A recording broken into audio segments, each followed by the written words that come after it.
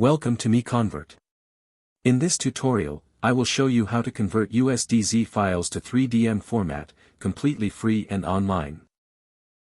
Open your browser and search for USDZ to 3 decimeters MiConvert.com. Click on the first result to go straight to the converter. You are now on the USDZ to 3DM converter page. The interface is clean and easy to use. Let's upload a file. Click the Choose File button. A file picker will open. Select the USDZ file you want to convert, then click Open. Your file is loaded and ready. You can see the file name, size, and destination format. Click Convert now to start the conversion.